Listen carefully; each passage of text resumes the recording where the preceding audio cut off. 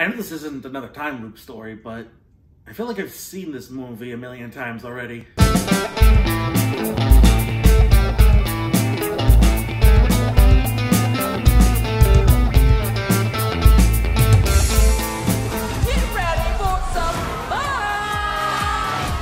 What is happening?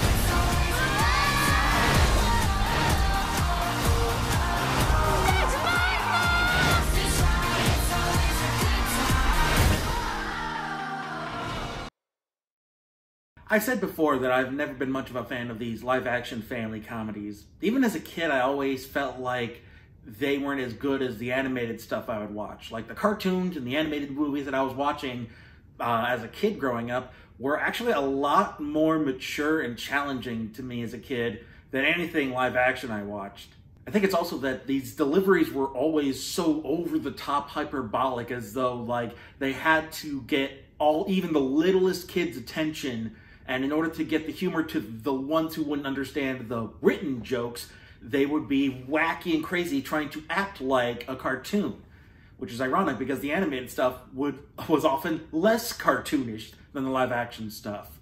Not to mention the fact that in terms of the movies, some of the family sitcoms were, across different class lines. But in terms of the movies, a lot of times it's either upper middle class or rich people problems.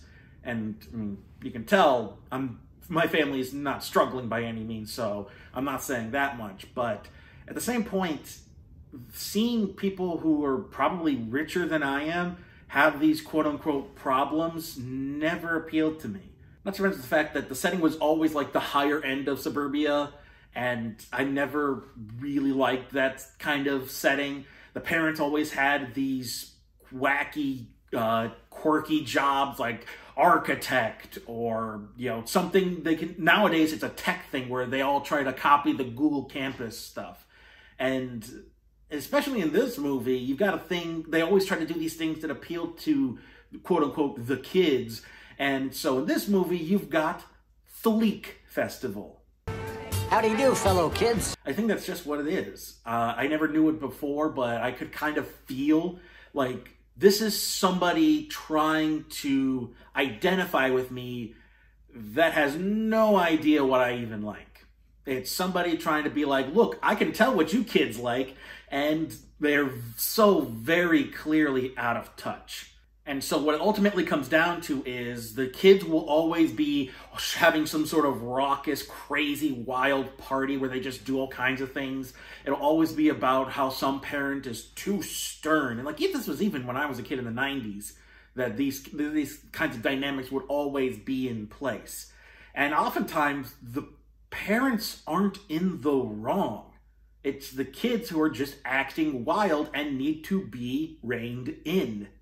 I mean, I'm going to be honest with you. This kind of setup, this premise, has bugged me for so long. I've been debating writing my own take on this, where it just shows how awful this kind of mentality would go in reality. Because so often these kind of premises they'll always just be like wacky hijinks and nobody has any repercussions or consequences for their actions.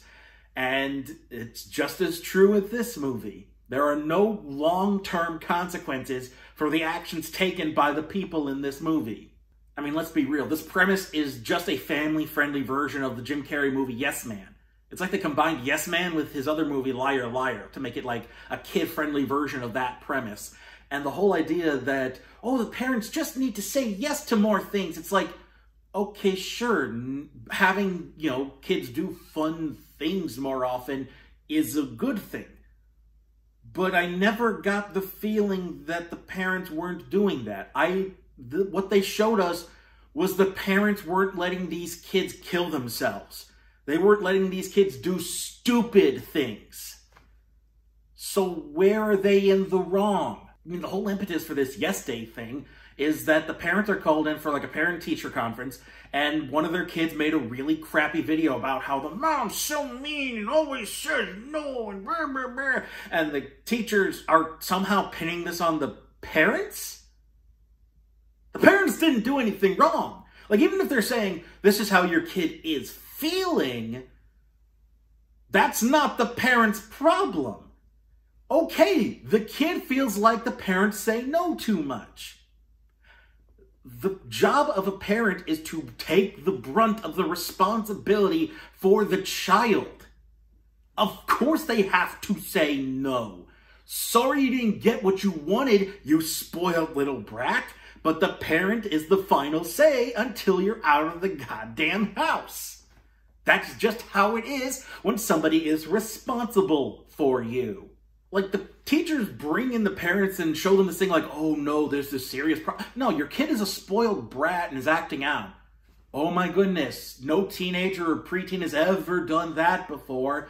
It's not like kids have ever acted out because their parents were the authority. Sorry your kids don't like you. Most kids don't like their parents at that age. You just kind of have to get over it. They'll like you when they're older. Hopefully. As long as you don't suck.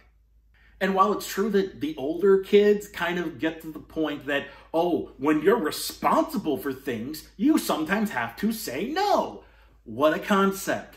But by that point, the littlest kid is still a spoiled brat who doesn't understand the concept of consequences for their actions. So what was the point of the movie if only 2/3 of the kids got the lesson? The writing and theming for this kind of crap is par for the course, and unfortunately, so is the acting. And I don't know what Jennifer Garner did to be relegated to this family comedy hell she's stuck in, but I don't think she deserved it, man. Like, does she wants to be here, yes? I can only imagine she's doing this because she wants to be here. Otherwise, why would she subjugate herself to just awful family comedy after awful family comedy? Like, I know older women in Hollywood always catch a bad break, but at least throw something into the mix besides this garbage. I mean, Jennifer Garner is one thing, but nobody in this movie, not a single person in this movie does a good job acting.